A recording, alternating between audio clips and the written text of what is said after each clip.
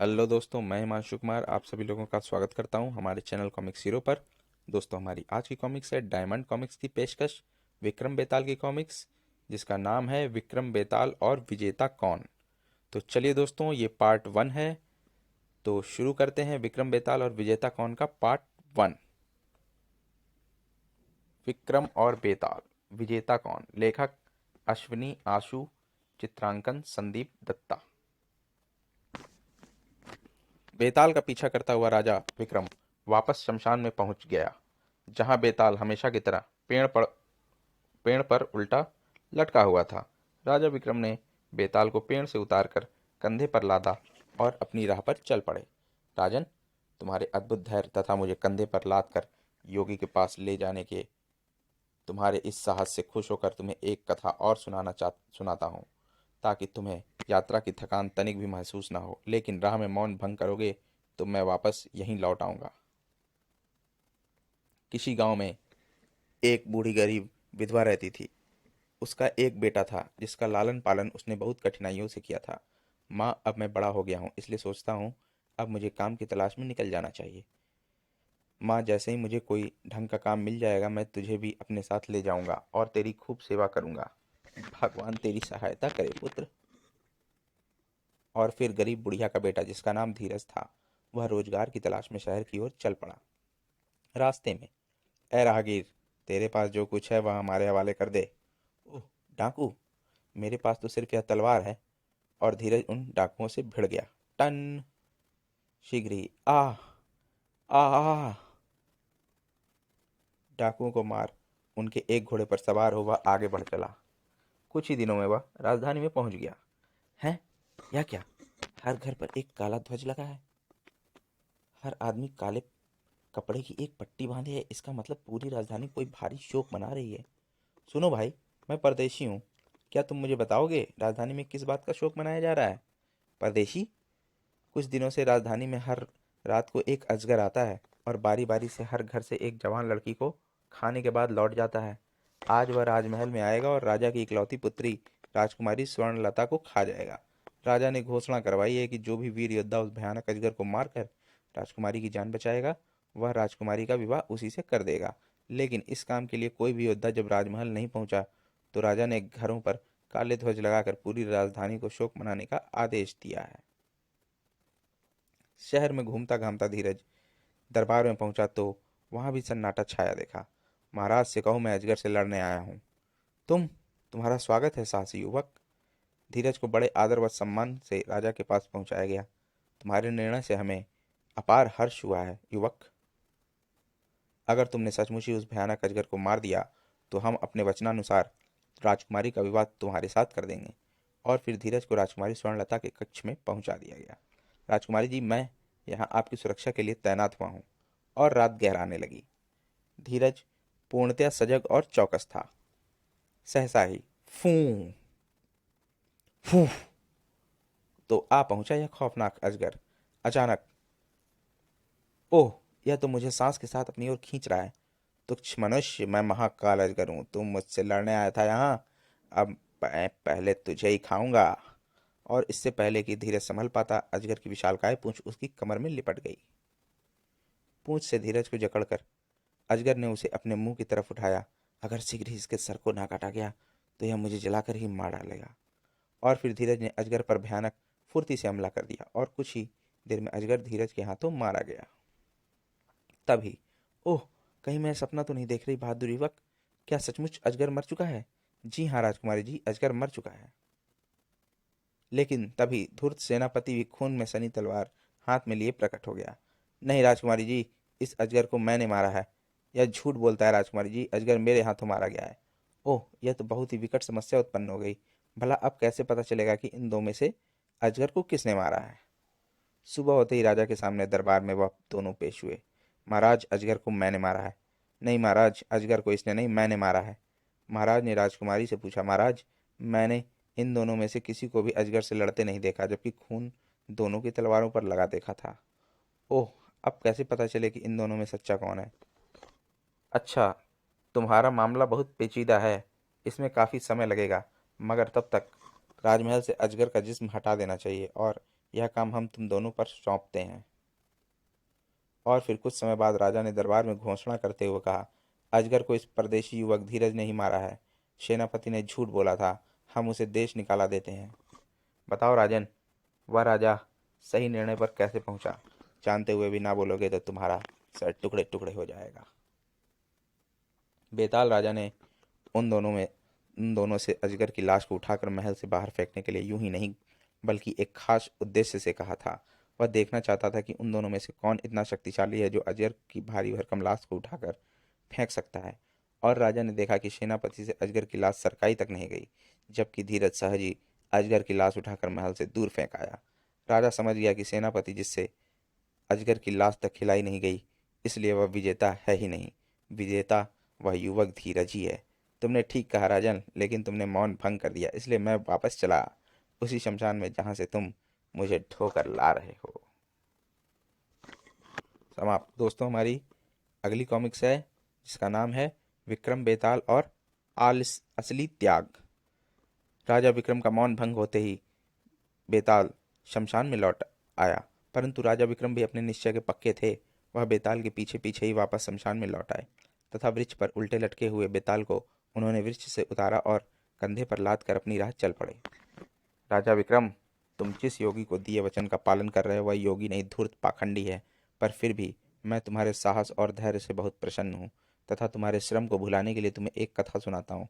पर ध्यान रहे, यदि राह में तुमने मौन भंग किया तो मैं वापस इसी शमशान में लौट आऊंगा। किसी नगर में शोभा सिंह नाम का एक जमींदार रहता था। वह इतना धनवान था कि जब कभी देश में बाढ़ अथवा अकाल की स्थिति पैदा हो जाती थी तो किसानों तथा शहरों में बसी जनता के उद्धार के लिए स्वयं जमींदार शोभा सिंह भी प्रजा के हित में अनेक कार्य करके अपने देश की के राजा की मदद करता था। महामंत्री जी, जमींदार शोभा सिंह हमारे देश की शान है, वह गौरव है हमारे देश का, अथवा यूं कहो इस देश के दो राजा हैं, एक हम और दूसरा जमींदार शोभा सिंह। इस बात को देश की पूरी जनता जानती है महाराज। जमींदार शोभा सिंह के पूर्वजों ने भी आपके पूर्वजों के साथ देश की जनता के उद्धार और विकास के लिए कंधे से कंधा मिलाकर अनेक महान कार्य किए हैं। बात सच थी। जमींदार शोभा सिंह का वर्तमान राजा के दरबार में आज जो आदर और सम्मान था, वही सम्मान राजा के पूर्वजों के दरबार में शोभा सिंह के पूर्वजों का था। उसके पूर्वजों की वीरता, पराक्रम, बुद्धिमानी तथा दान पुण्य और उदारता के अनगिनत किस्से जनता में फैले हुए थे, जिन्हें देश की जनता अपने बच्चों को बड़े गर्व से सुनाती थी। जानते हो, जमींदार शोभा सिंह के पूर्वजों ने सदियों पहले जिन्नों के अत्याचारों से त्रस्त जनता के उद्धार के लिए विशालकाय तथा शक्तिशाली जिन्नों के देश पर आक्रमण करके उन्हें पराजित कर दिया था और उनकी बेशुमार दौलत अपने साथ ले आए थे, जिसका आधा भाग उन्होंने जिन्नों द्वारा सताई गई जनता में बांट दिया था, जिससे एकाएक ही देश की जनता धनवान हो गई थी। और वर्तमान राजा जयसिंह की एकमात्र संतान राजकुमारी पूर्णिमा थी, जो सर्वगुण संपन्न तो थी ही, उसके समान रूप और यौवन वाली दूसरी कन्या शायद पूरे संसार में ढूंढे नजर नहीं आ सकती थी। मित्र शोभा सिंह, अपनी पुत्री के लिए तुमसे योग्य वर हमें इस पूरे संसार में कोई नजर नहीं आता। क्या तुम्हें यह रिश्ता मंजूर है? महाराज, राजकुमारी पूर्णिमा जैसी संसार की सर्वश्रेष्ठ सर्वगुण संपन्न सुंदरी का पति बनना तो मेरी नज़रों में संसार का सबसे बड़ा सौभाग्य है। अगर राजकुमारी भी मेरे बारे में ऐसा ही समझती है, अर्थात उन्हें मेरी पत्नी बनना स्वीकार है, तो मुझे यह रिश्ता सहर्ष मंजूर है। आह शोभा सिंह, मुझे तो डर था कि कहीं तुम इनकार ना कर दो, क्योंकि तुम्हारी पत्नी बनने के सपने तो मैं सोते जागते बैठते उठते हर पल हर घड़ी देखती रहती हूँ।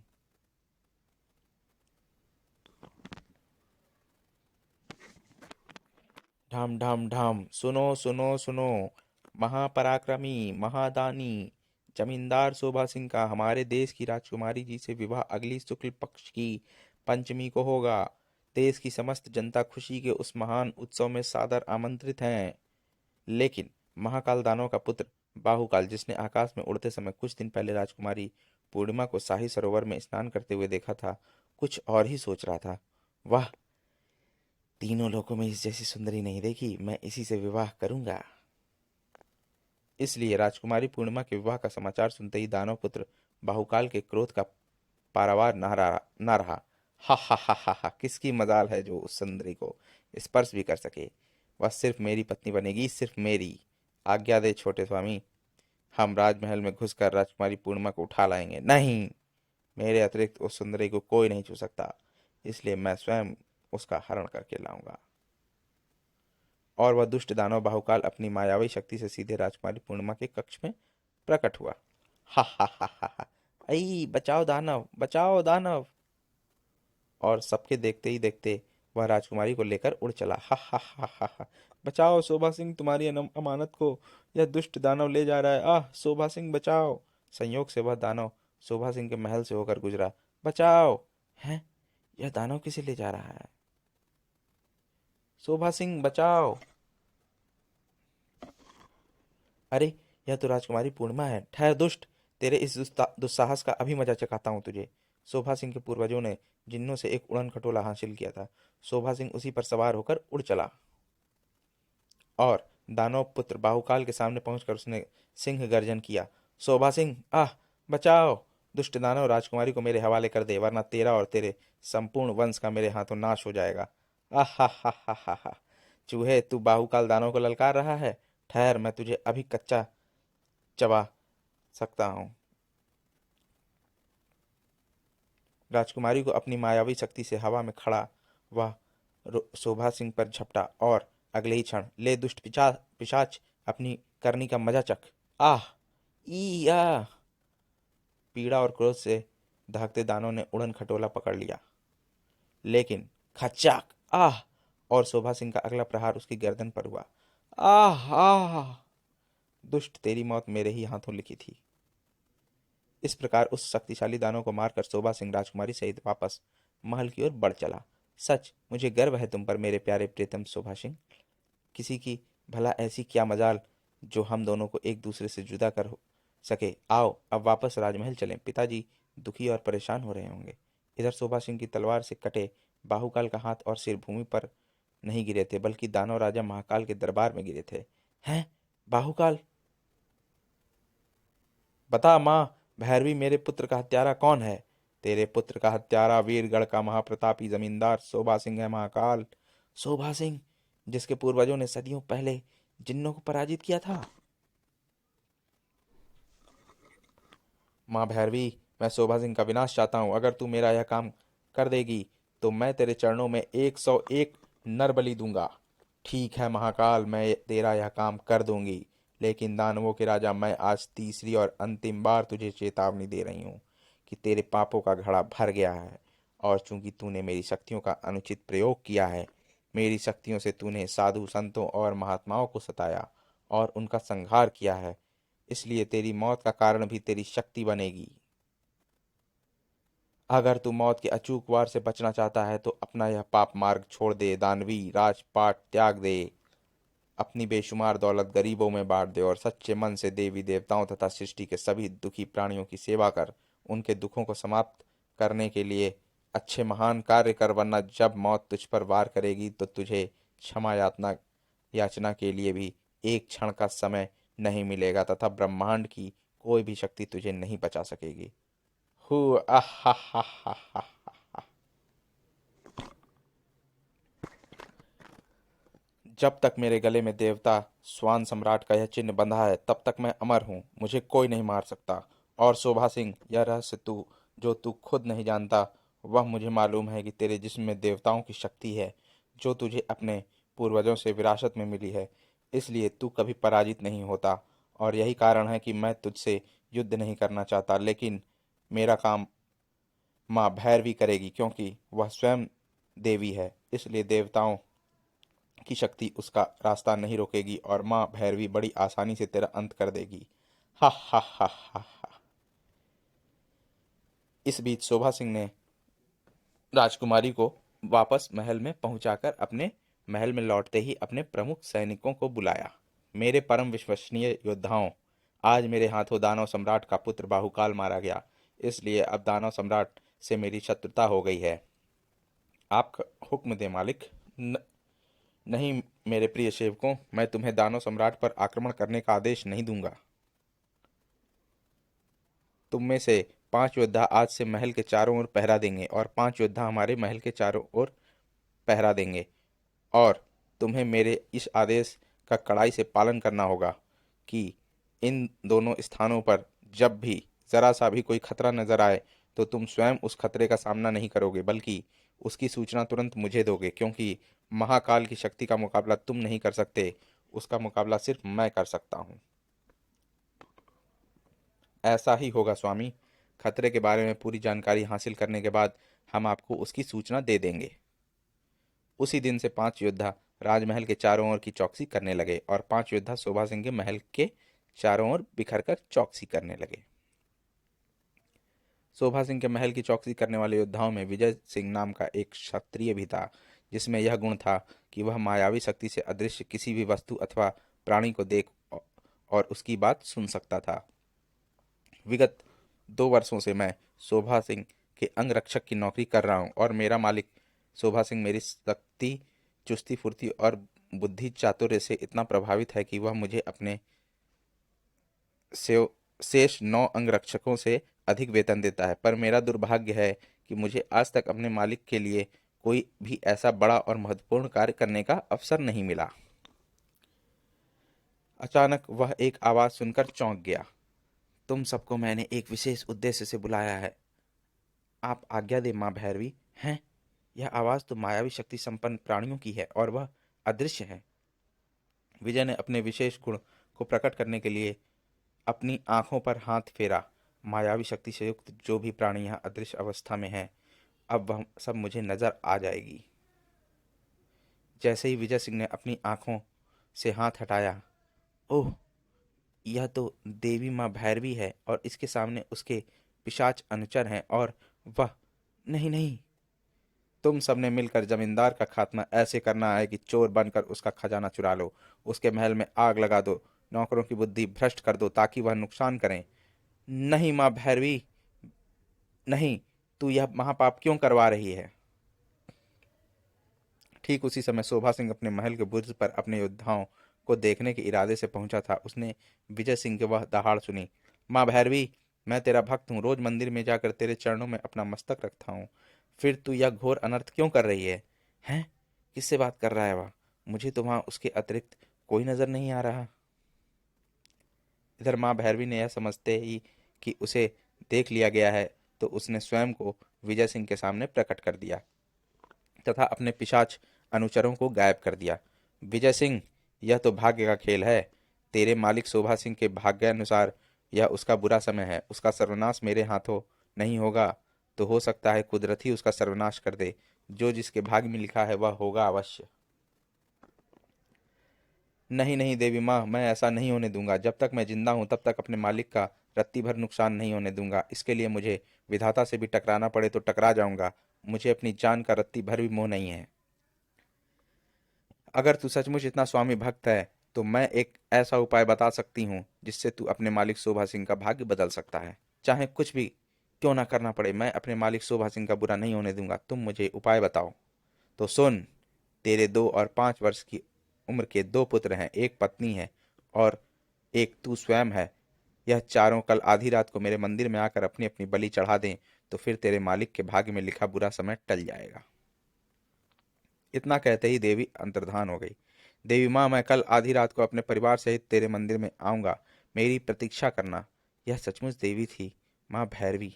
और अगले दिन आधी रात को शोभा सिंह भी सबकी नजर बचाकर अपने महल से निकला और वह माँ भैरवी के मंदिर में पहुंच गया। विजय सिंह अपने दोनों पुत्रों तथा पत्नी के साथ आ रहा है। माँ भैरवी, यह देख, मैं आ गया हूँ। बता, पहले किसकी बलि लेगी, मेरे पुत्रों की, पत्नी की या मेरी? सबसे पहले अपने पुत्र की बलि चढ़ा विजय सिंह। और तनिक भी हिचकिचाए बिना विजय सिंह अपने बड़े पुत्र की बलि देने लगा। जय माँ भैरवी, मेरे पुत्र की बलि स्वीकार कर। लेकिन इससे पहले कि विजय सिंह की तलवार उस बालक का सिर उड़ा देती, एक दूसरी तलवार विजय सिंह की तलवार से आ टकराई। टन। हैं?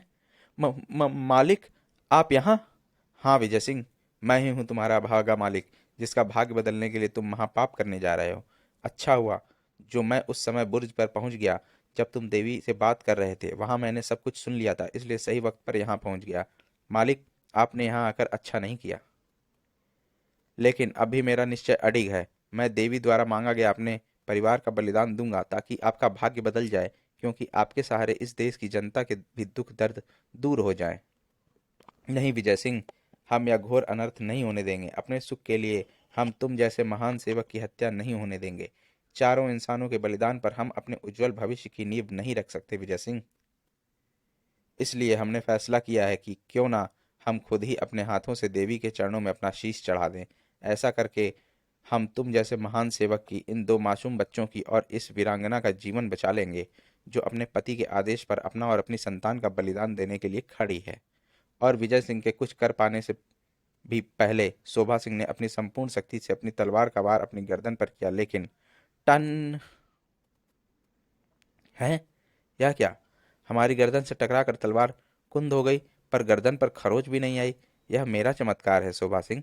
मैंने ही तुम्हारी गर्दन को काटने से रोका है। मैं तुम सबसे प्रसन्न हूँ, और मैं तुम्हारी दुश्मन भी नहीं हूँ शोभा सिंह। तुम्हारा दुश्मन महाकाल है, वह ही तुम्हारा सर्वनाश करना चाहता है। अब मैं तुम्हें यह फरसा देती हूँ, तुम इससे महाकाल को समाप्त कर सकोगे। मैंने अपनी शक्ति से तुम्हारी भाग्य रेखा बदल दी है, अर्थात तुम्हारा बुरा समय टल गया है। अब तुम सदा सुख और शांति से जीवन व्यतीत करोगे। राजा विक्रम, तुमने यह कहानी सुनी, अब बताओ इसमें किसका त्याग अधिक था, किसका बलिदान सार्थक था? बेताल शोभा सिंह का त्याग अधिक था, तथा बलिदान भी उसी का अधिक सार्थक माना जाता, क्योंकि दोस्तों, हमारा विक्रम बेताल और विजेता कौन का पार्ट 1 यहीं पर समाप्त होता है। और अब हम मिलते हैं विक्रम बेताल और विजेता कौन के पार्ट 2 में, जिसका लिंक इसके डिस्क्रिप्शन में दिया हुआ है। आप इसे वहां पर खोलकर पढ़ सकते हैं। दोस्तों, आपको ये कॉमिक्स कैसी लगी हमें कमेंट सेक्शन में ज़रूर बताएं, और हमारे चैनल को ज़रूर ज़रूर ज़रूर सब्सक्राइब करें दोस्तों। धन्यवाद।